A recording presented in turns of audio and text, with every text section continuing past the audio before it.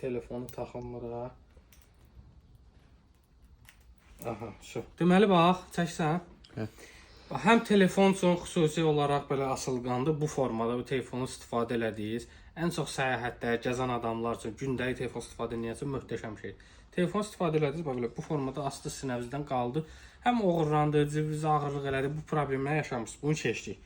Ondan da əlavə həm də USB-dir. Bunu boyundan çıxardıb birbaşa istifadə edə bilərsiniz. Bax, qalın USB-dir. Bu tərəfi görürsünüz adi USB və iPhone. İndi deyəcəksiniz məsələn məndə Type-C-dir. Problem yoxdur. Bunu açdınız, oldu adi USB-dən Type-C-yə. Biri deyəcək ki, məndə 15-dir, 16-dır, son nəsildir, öz adapterimlə istifadə etmişəm. İstəyirəm Type-C-dən Type-C-yə.